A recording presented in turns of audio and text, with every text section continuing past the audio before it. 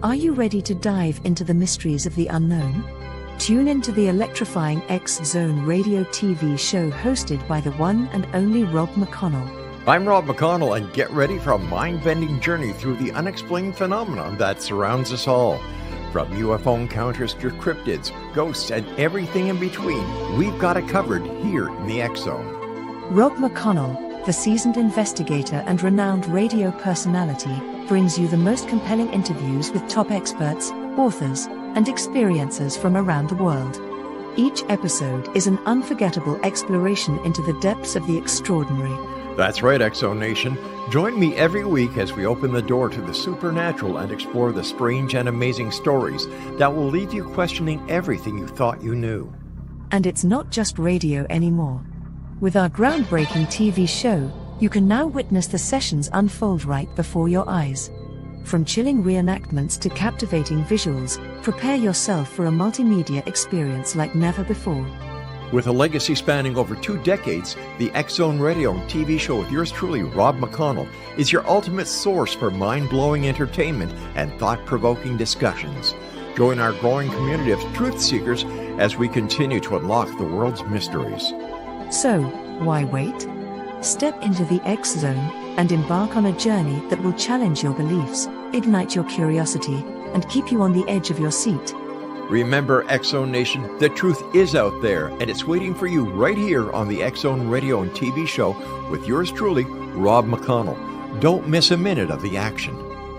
Tune in now on your favorite radio station or visit xzoneradiotv.com to join the adventure. The X Zone Radio TV show with Rob McConnell, where reality meets the unknown.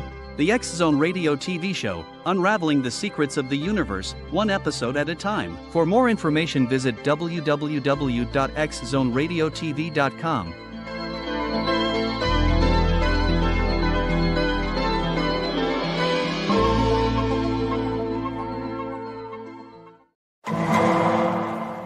The following program may contain coarse language, violence, nudity, mature subject matter, or scenes which may not be suitable for all viewers. Viewer discretion is advised. All Hit Radio.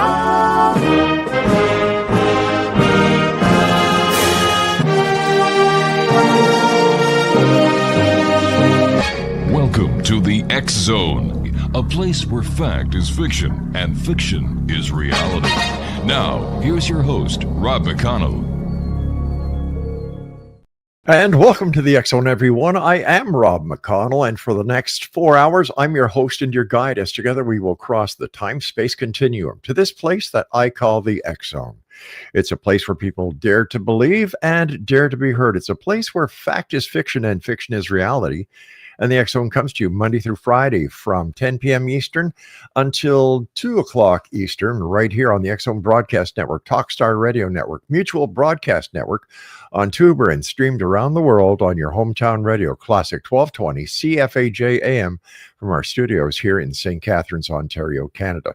If you'd like to send me an email, it's very simple, xzone@xzoneradiotv.com, and on all social media sites, X Zone Radio TV. Tonight on the X Zone, we welcome a woman whose life work is rooted in compassion, spirituality, unity, and transformational leadership. SANDE HART is an international speaker, author, interfaith activist, and founder of multiple global initiatives dedicated to empowering women, cultivating peace, and building bridges across cultural and faiths. Her work challenges us to rethink how we show up in the world, not with fear or division, but with courage, empathy, and purposeful action. Her website is sandehart.com, and that's SANDEHART.com. And tonight, SANDE joins us to share her journey, her insights, and her bold vision for a more compassionate humanity. Joining me now is SANDE HART. And SANDE, welcome back to the X Zone. Always great seeing you, my friend. I love being here. Thank you. And it's a privilege to be back. SANDE, for the listeners who may not have met you before, either on our radio show or now on our TV radio show, how do you describe the work that you do in the world of today? The work that I've always really been doing has really been to advance new solutions to old problems. That requires us asking different questions. And the more I've done that, the more I've realized the critical importance, the clarion call, especially right now, for women to recognize our archetypal blueprint of who we are as women. When we remember that life comes through us, Mm-hmm. we are, nature embodied as the human body. We begin to step into a role of responsibility without blaming, without shaming, without victimizing. All right. And so what we identify that as at the Global Women's Village, which is the body of my work, is contained in the Global Women's Village, is that we perpetuate this concept of a woman who futures a new paradigm. Why do you think throughout history women have always received, if you'll excuse the expression, a bum deal? Well, there's a lot of evidence to why that is. You can go back to the invention of the alphabet, where prior to this era, women were perceived as that relationship with nature. We were honored through architectural digs, even 120 years ago, were unearthed massive communities, and they all worshipped goddess. There are goddess statues everywhere. And this is our early Mesopotamia, also found in South America as well. So we know that women and the embodied woman was seen as the giver of life and the holder of wisdom. And we have all kinds of evidence to that effect. But then comes the written word. And at this time, systems of domination had started to take hold, and men started taking the control now as the scribe. And in comes formalized religion. Mm-hmm. And now I've got these scribes who are being, transcribing what the king is telling them to write. So it's coming through the lens of this man, and here comes the power over paradigm. The system of domination begins.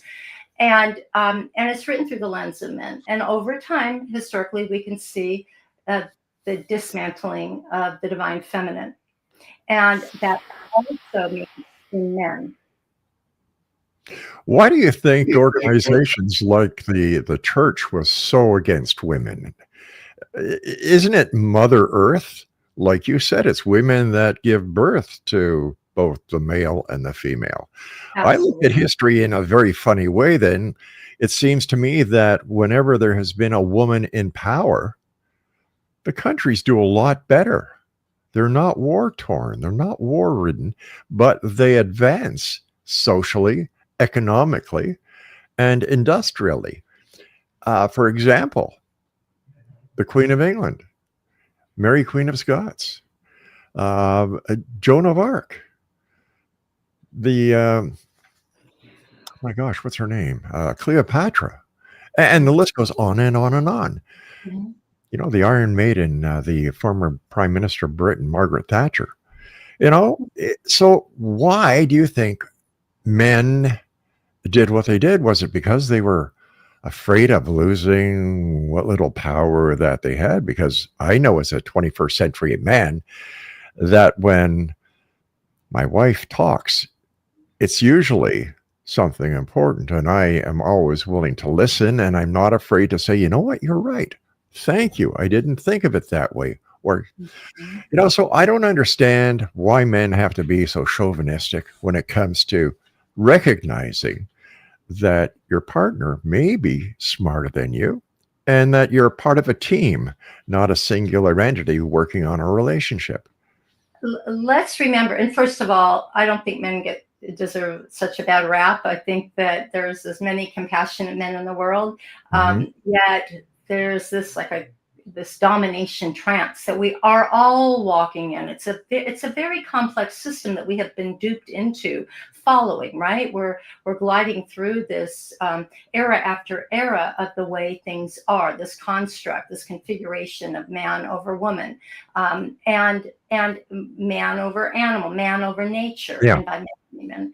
And so that system of domination that was really kind of crystallized and cemented back at when I brought up the invention of the alphabet was the world's religions. It was, the original and the largest original monotheistic religion of Judaism, right? And so these, again, the scribes are men, and they're taking the word of men. And yeah, there was this this kind of this overbalance of men finding their way in the world too.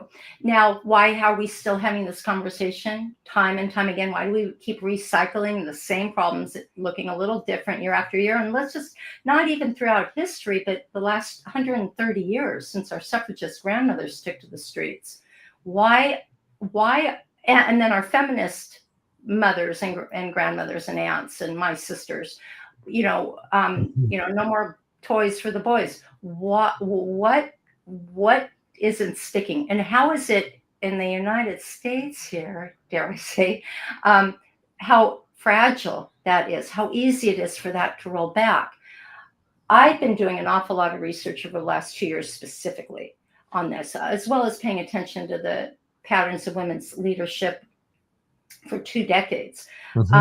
Yet the last 2 years, what I've been doing is asking these questions, crowdsourcing them across 45, 50 different sectors, ages 13 to 94. I want to talk to everybody, say, why do you think this is? And the consensus is largely that women believe it too. We believe that there's something at this granular level that we bought into this too, right? Women will stay quiet in a room full of men generally. Women will say, I just have something to say. Not all women. There's many powerful women out there who are anchored in their confidence. Yes. Generally speaking, the critical mass of women who haven't stopped to even question the assumption of what they think of themselves will use words like just, I'm just this, I'm just a mom. And so we have our work to do. And to answer your first question, that's my work. That's where I focus my chisel, is right there, and really opening up that conversation and saying, why aren't we, solving this problem? Why isn't the resilience? Why are we still having this conversation? How come the Dobbs decision in the United States was rolled back? Women's autonomy and of course all these other fragile things we took for granted, like freedom of speech. Right. And so how is that also fragile? Because we haven't accepted our role as nurturers of this planet and one another because of that system of domination, because of that configuration of power over. Sandy, stand by. You and I have to take our very first break. X-Zone Nation, our guest this hour is Sandy Hart. Her website, www.sandyhart.com. And Sandy is SANDEHART.com. This is the X-Zone. I'm Rob McConnell, and we'll be back after the short break, so don't go away.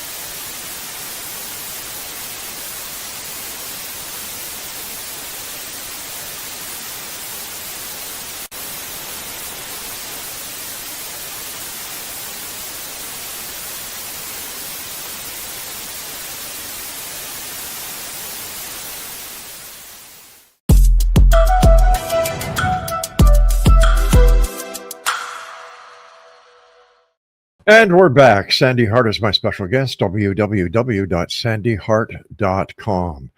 Sandy, what pivotal moment in your life set you on the path towards the interfaith leadership and compassionate activism that you do? Thank you for asking that question, because it brings me back to the morning of 9/11. Oh my gosh, yeah. I'm laying in bed at 7:30 or 7 o'clock in California. I'm, just stirring to get my kids to school, my middle-aged kids to school, watch the television, see what everybody else is seeing. Now, I will tell you, I went to bed as the director of sales and marketing for a major home builder. I was born and raised Jewish. My kids went to religious school just so I could give them a foundation, but we were not a religious family. And I also really didn't have any knowledge or interest, for that matter, in religion. Other than I love people and I want to know what makes them tick. But other than that, it wasn't on my radar. But then that morning, by the time my eyes were fully open and I saw what everybody saw, I heard "gather women." And I'm like, where is that coming from? And what am I supposed to do with women once I gather them? And I said yes. An impulse in me just said yes. And my 2 feet hit the ground. And then I said, what did I just say yes to? And it didn't take more than a month or two before I found myself in a community dialogue that I was invited into by my rabbi, who saw something in me that I clearly didn't see, but he pointed me out and said, come into these interfaith dialogues. Mm-hmm. And I found the women. And we convened in my living room. We called ourselves Sarah, the Mother of All Nations. And we started talking. And we're like, how can we show up as the women in our community through our highest and our deepest value systems? That's what I was interested. So that morning was what woke me up. And then the whole trajectory of my life since then changed. I lasted 6 months in the corporate world. I was using different language. I was rubbed with all the this corporate lingo and corporate structure. I just shifted like that. My DNA literally rearranged. You emphasize the concept of compassion in action. What does that look like in everyday life? Well, first, understanding what compassion means. So you can have a vague understanding that compassion means, you're kind and considerate to somebody in need. There's actually a generally agreed upon understanding in the compassion industry, if you will, that the definition of compassion is the ability and the willingness to see the suffering in others and turn your gaze to them and have a desire or an impulse to do something about it. Now, that something about it is entirely up to you and your belief system. It might be to reach into your pocket and help them out. It might be to reach down and pull them up. It may be to go home and sit and pray for them. It's that moment between acknowledging the suffering and the desire to do something about it. There is where the compassion lies. And so compassionate action can take many different forms, but there's 3 of them. Help someone up, help someone out, sit down and pray for them. Then there are 8 billion other ways of expressing compassionate action. So where or how does compassion differ from, let's say, empathy? Empathy is the definition of empathy is to really just feel sorry for somebody. There's that action component. There's that. I consider it a verb. I consider compassion a verb. I can consider it. There's an action to follow. And even, the importance of compassion is so important because even Darwin, in Origins of Man and many of his journals, wrote that he didn't ever really say that or mean that that survival is of the fittest. And if he did, what he was referring to as fittest was the most compassionate and adaptable. That's what it means to be fit. So going back to our earlier conversation, rethinking where we are right now in this evolutionary time and the language we're using, compassion is to be fit. You're known for building bridges across cultures and faiths. Now, what have you learned about common threads connecting people when it comes to religion and faith? I'm sorry, what was ask that question one more time. I didn't hear you. We had All a right. little disturbance. Okay. You're known ET. for yeah, you're known for building bridges across cultures and faith. Now, what have you learned about the common threads connecting people in their faith and cultures? Yeah, at the core, we are all the same. You know, the golden rule is a real thing. You know, do unto others as you'll have Mhm. done unto them, and we all believe it. Yet when we sit in the room together, and have a difficult conversation, we have a dialogue that is against your own personal belief system. To remember that in the moment, that is the difficult part. What I learned about convening and building bridges with people who are different from one another and pulling together the community, because that's what we did. We pulled together Muslims and Jews during the midst of the Lebanon-Israeli conflict. We pulled together all these different faith traditions whenever there was strife in their community. And we did an awful lot with the Muslim community to give them space to share, the truth of their religion and that it was hijacked.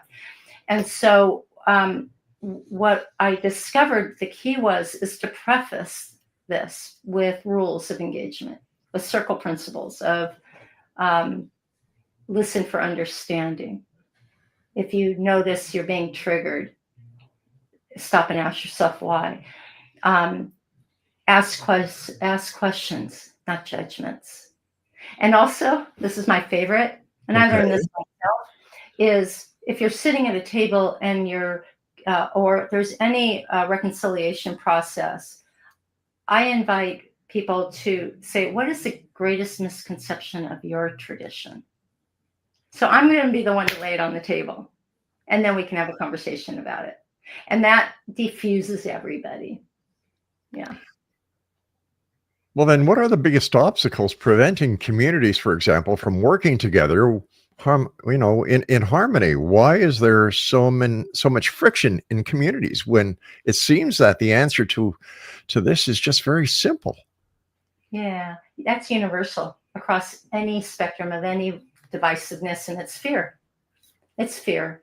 I'm afraid if I learn about you, or I open my mind to you, or I consider what you're saying to me, I might lose my thought. I might buy into it. It might threaten my religion, because my religion is so deeply woven into my family, and there's safety in my family. And if I take my eye off of that, just glance over here, I'm threatening my family. I mean, this all runs really deep. So it's a lot of work.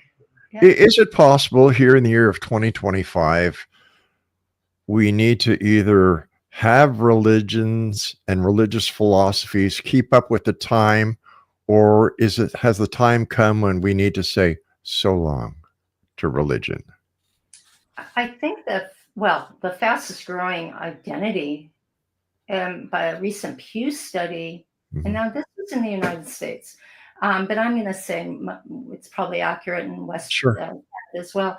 And that is the fastest growing identity, according to religious research, is the none box, None. People we're losing our youth in droves to organized religion. They're moving more into the unity or Unitarian or interspiritual communities, because that makes sense to them, and there's a lot more freedom there. The rigid edges of religion definitely have been designed to keep us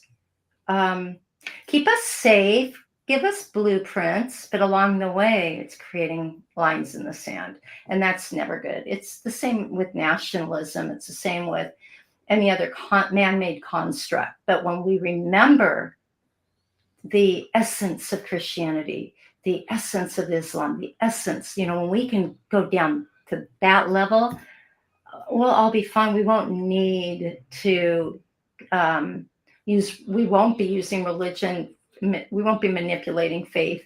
We won't be, and it's all for control. It really is a control mechanism, right? But if the construct was originally created by a deity, how can we humans change the desires or the design that the deity created? Okay, so this may trigger some. I believe we created that deity. We don't know what the deity is. We just feel like we have the really strong essence we know in our heart. That doesn't mean what I know in my heart is true for you. True. Yeah.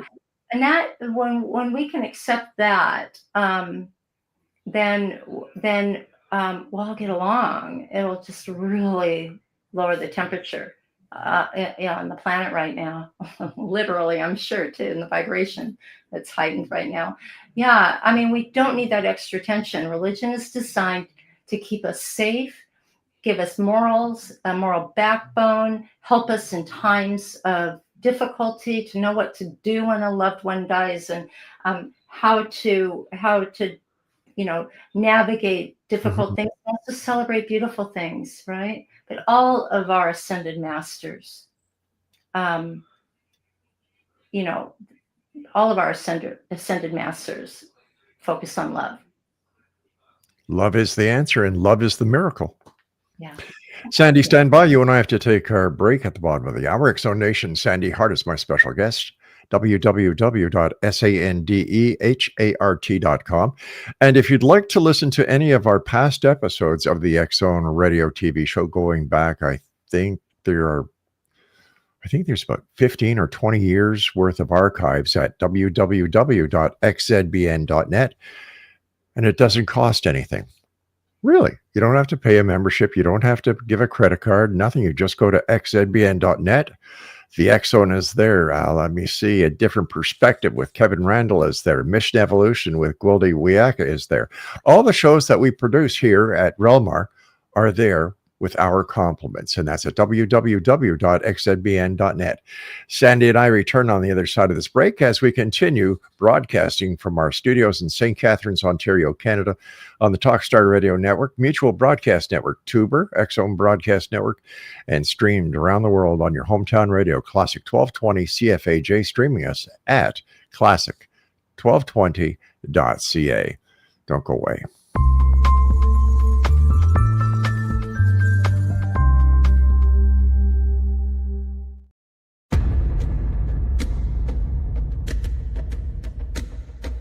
Are you ready for a tale that will leave you on the edge of your seat? Get ready to dive into the gripping memoir by Bart Sibrel titled Moon Man. Bart Sibrel takes you on a heart-pounding journey, unmasking the truth behind America's famous Apollo missions. Prepare yourself for hair-raising encounters with agents from the U.S. government's top secret agencies. In Moon Man, Sibrel fearlessly reveals his real-life espionage adventures, shining a light on one of the CIA's best-kept secrets. Brace yourself for shocking revelations, including Sibrel's discovery of privately recorded audio exposing an Apollo astronaut's chilling plot, a plot orchestrated by the CIA. That's right. As Sibrel unveils this groundbreaking evidence, it becomes clear that there is much more to the Apollo missions than meets the eye.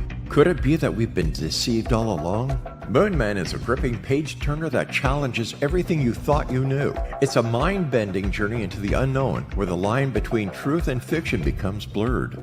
Don't miss this opportunity to uncover the secrets hidden for decades. Let your curiosity guide you as you join Bart Sibrel on his quest to find the truth. Moon Man, available now at Sibrel.com. That's Sibrel.com. Prepare to have your beliefs shaken to the very core.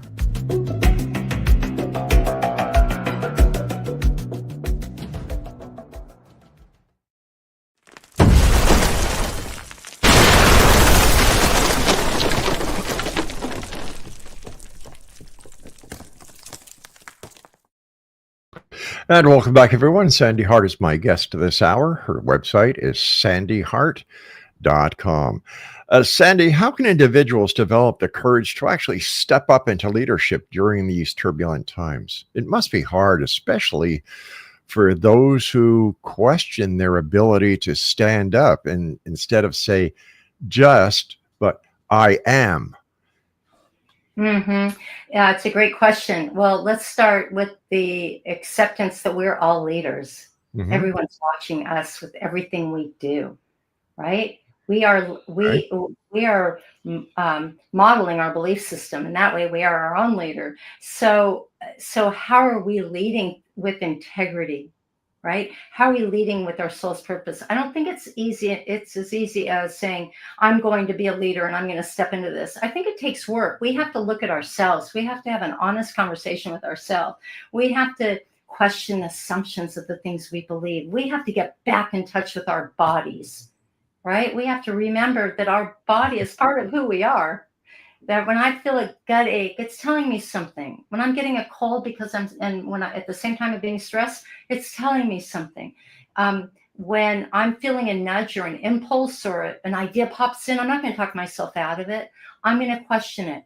And I think we do this, and this was the whole premise of the Liminal Odyssey, or it turned out to be, that we slow down to the speed of awe and wonder about who we are, and we take a pause and we pay attention to what inspires us, what makes us come alive, what we don't like doing.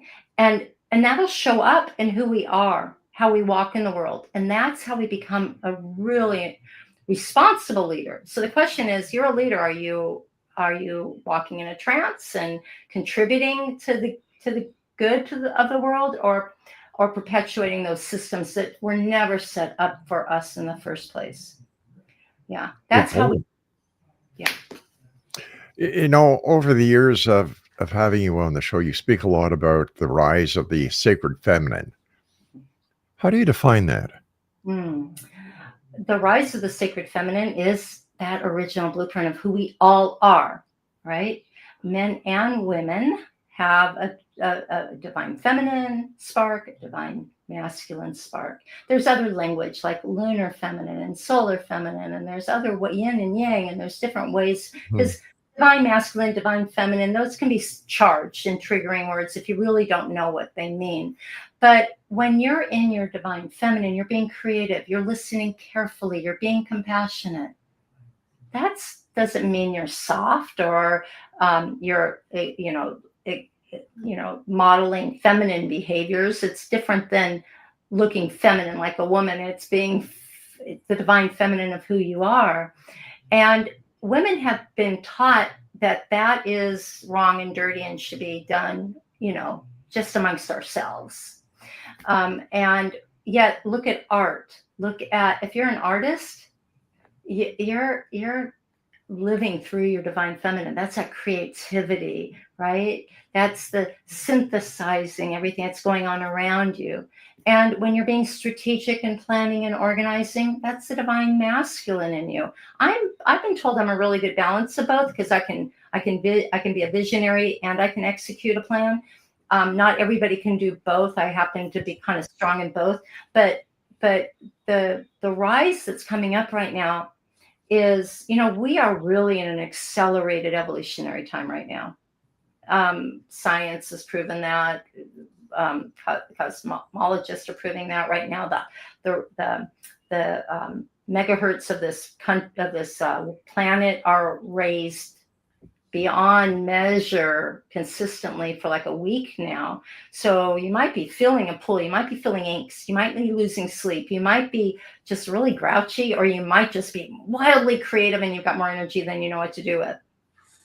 That's being part of the world. That's being part of the frequency. And so it's good news. It's good news. And it's also good news for that patriarchy, because that fear that you invited me to bring up, that fear condition is of that thrashing tail of the dying dinosaur, patriarchy's last stand, is fear at holding on to every bit of power it has, because it's not really standing a chance right now. It's hard to imagine that we are. In your interfaith work that you do, Sandy, what misunderstandings do you encounter most frequently between a religious or spiritual group? Well, first, generally speaking, when someone who doesn't understand what interfaith work is, they think it's being interfaithful yourself, like me, believing in all the religions and living as a multi-religious person. Mm-hmm. Interfaith work is really it's really focused on recognizing the divine in everybody through their respective traditions and religions. And spiritual work is much more vague. You know, it encompasses Yeah. all types of modalities that are not anchored in one traditional view. One that then also has the components of those rigid edges and follow me because it's my way, and fitting into that box. And spirituality just blows open the doors. Well, then what responsibilities do spiritual leaders have in promoting unity rather than division? Because we see this a lot these days. How do we turn the wheel around? Yeah, I'm seeing it happen everywhere. Yeah. Everywhere. We are the critical. We are the majority, and not so silent anymore, right? And social media and technology and has really made that very visible. So we do it because we're living it. We don't have to think about doing anything. We simply have to be it, and we become it when we do our work to heal, and we say, what is my sacred task? What am I really here to do? I only have a certain amount of time on this planet. Yeah. What am I going to do here? And how am I going to leave this place better than I found it? And that to me is how we live a spiritual life. And we don't have to think about, what are the steps to get there? Well, the steps are to heal, do our healing. As soon as we start believing that all we have to do is be us in the highest integrity that we are. What is our soul asking of us? What do our passions meet the needs in the world? What makes you come alive? When we do that, we'll heal. We'll all heal. It seems very easy. It seems very logical. And yet, why can't the majority of people look at it and say, ta-da, there's the answer. It's plain and simple. Is it because, Sandy, it could be too simple? Because if things are too simple, society thinks, oh, there's got to be a catch. Mm-hmm. Yeah. No, it is that elegant, right? Mm-hmm. It's very natural. And why aren't more subscribing to it? I think more and more are waking up to it. More and more people are going, what is going on? And I don't know how to process this. And unfortunately, suicide rate among young people are skyrocketing. Because they don't know what to do with this. They know that they don't fit in, and I don't blame them for not feeling like they don't fit in. Mm-hmm. They don't fit in because they're our future. This is what we have ahead of us. Things are different. There's this system, this pervasive, insidious system that has, again, I'll use this expression, the domination trance. I mean, look at what we're flooded with all day long on television. Please turn off television. Well, get your news where you get it, but pay attention to when you're watching a commercial. Yeah. That, products that'll make you thinner, better, happier, smarter. Did I say thinner?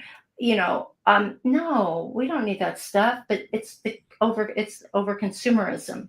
Right? And it's the same as religion. Look up here, look at the unknown, the invisible entities telling you what to do when your heart and soul are telling you otherwise. If your heart and soul are telling you that's your answer, do that.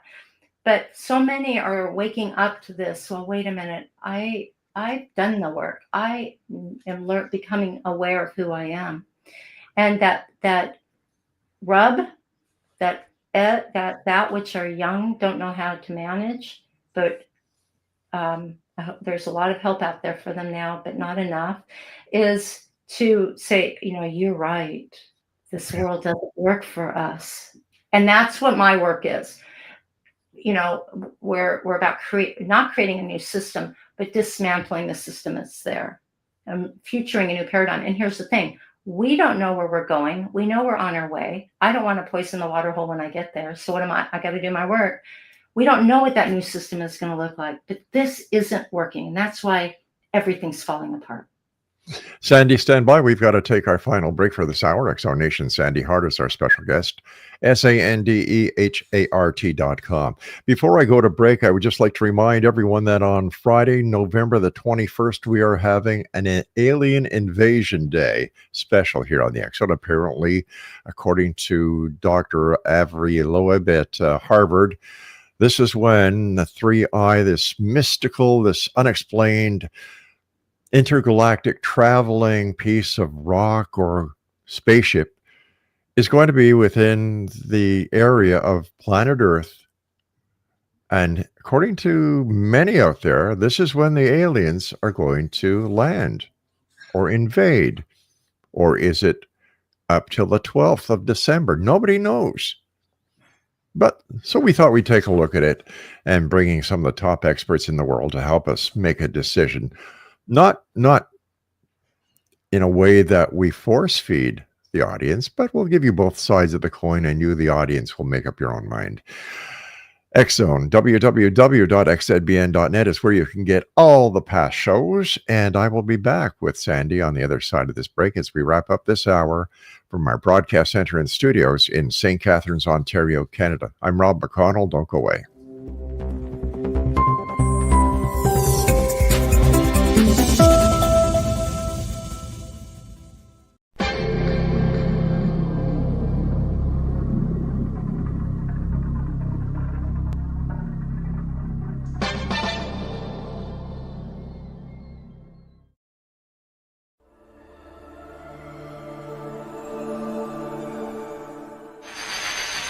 NASA has confirmed that they have evidence of life beyond Earth. This discovery is confirmed. Well, let's see, we've had visitors again. Yeah. Anything worth mentioning? I filmed 16 minutes on March 5th, 1994, 16 minutes of broad daylight UFO activity.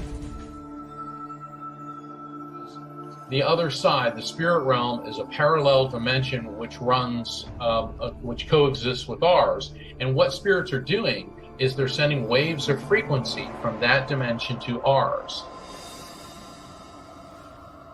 The government instituted the truth embargo.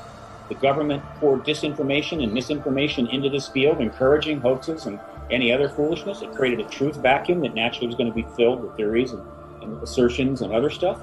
The oil oligarchs and the banks and the people who are making decisions that are leading us down the wrong path. They've undermined the research, intimidated and threatened witnesses. The government is responsible for the fact that the status of this issue is not resolved. I'm Rob McConnell, host and executive producer of the X-Zone radio show. Now we are set to bring the amazing world of the paranormal and the science of parapsychology to broadcast TV and online video with the development of X-Zone TV. X-Zone TV will now bring our loyal listeners and new viewers face to face with the most controversial and well-known personalities in the field of the paranormal and the science of parapsychology. From scientists to theorists, astronauts to adventurers, celebrities, pundits, advocates, and naysayers, they'll all join our rapid-fire TV broadcast, interactive discussion, and debate. Interest in the paranormal and parapsychology has never been more intense, and it continues to grow. The truth is out there, so take a deep breath and join us as we step into the light. For more information about X-Zone TV, please contact me, Rob McConnell, directly at these coordinates, Rob McConnell at xzonetv.com.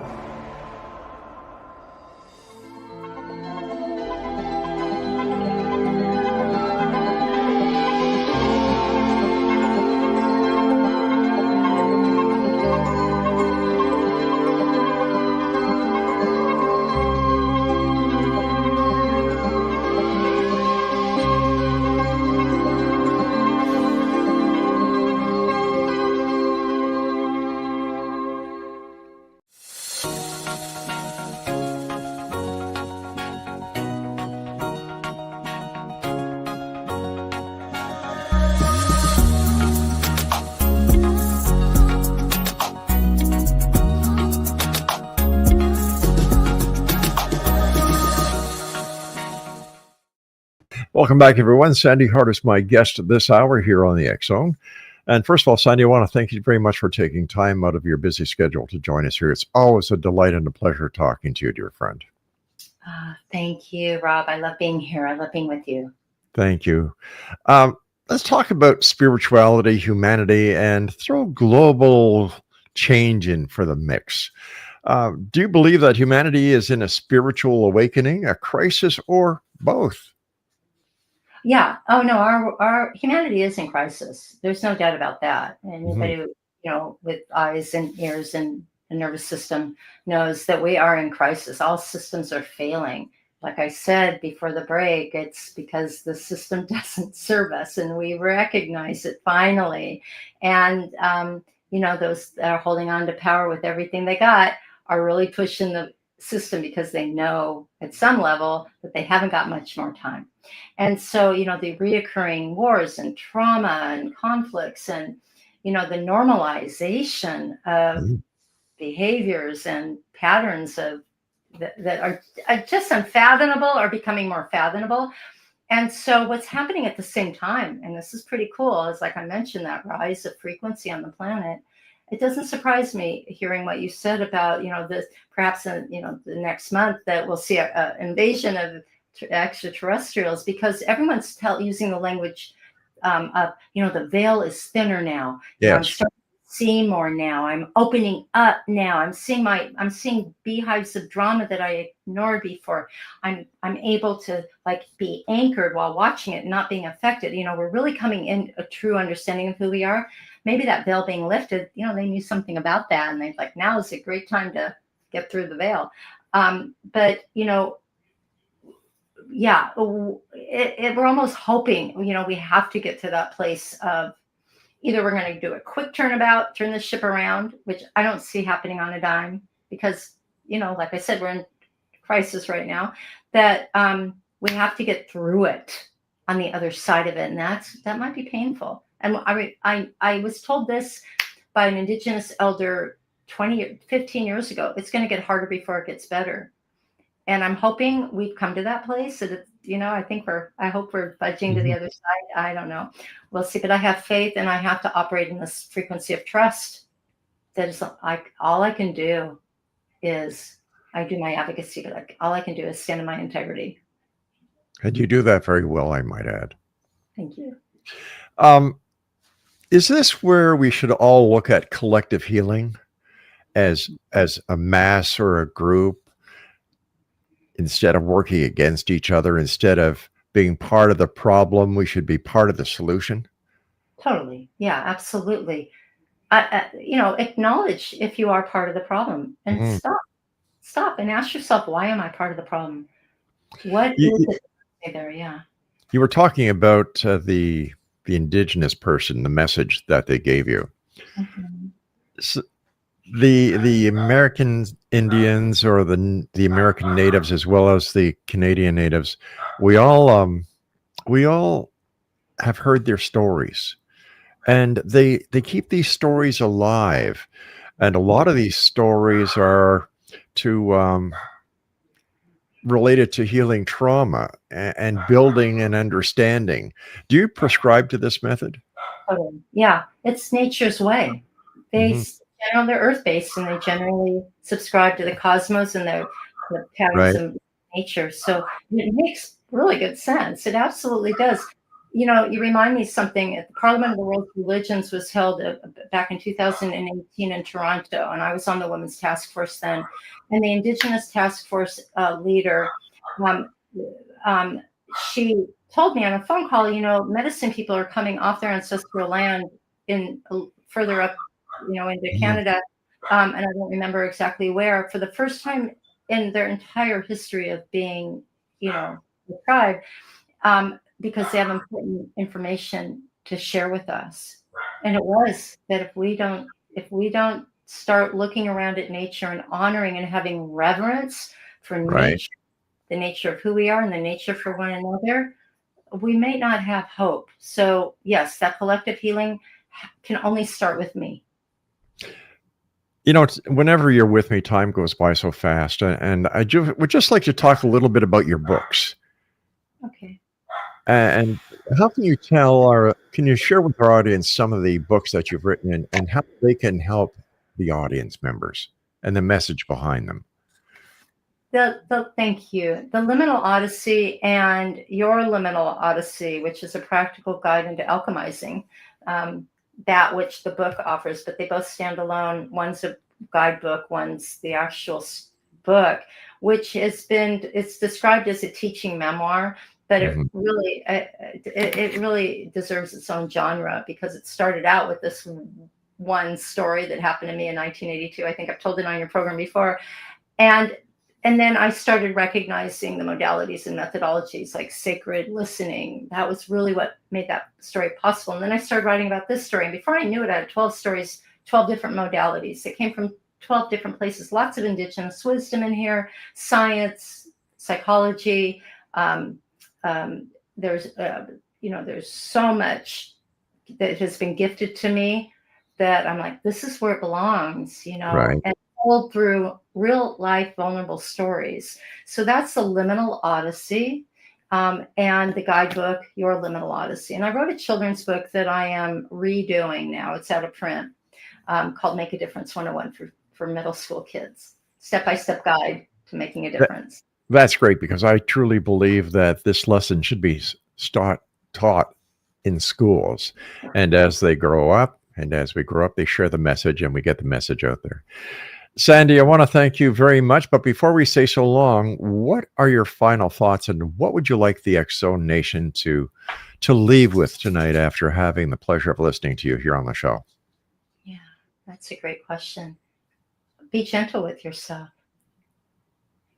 Honor yourself. Have reverence for yourself and your stories. Start writing your stories. There's so much there. It's such a gift. So that's the greatest reverence. And I think some things that'll come out of your pen will surprise you, and your soul will light up because it's being seen, and maybe for the first time. Sandy Hart, thank you very much for being with us tonight. Keep up the great work, and I look forward to the next time you and I meet here in the X Zone. Thank you, Rob. It's been a pleasure. Take care, Sandy. And X Zone Nation, our thanks to Sandy Hart for joining me tonight here, for sharing a light on the undeniable power of compassion, unity, and collective action. To learn more about her work, her books, and her global projects, visit www.sandyhart.com. I'll be back on the other side of this break as the X Zone continues with yours truly, Rob McConnell, from our broadcast center and studios in St. Catharines, Ontario, Canada. And if you'd like to find out more about us, what we do, xzoneradiotv.com. The X Zone, a place where people dare to believe and dare to be heard, Monday through Friday from 10 p.m. Eastern until midnight, right here on the Talkstar Radio Network, Mutual Broadcast Network, X Zone Broadcast Network, and of course on your hometown radio, Classic 1220 CFAJ AM in St. Catharines, Ontario, Canada. Don't go away.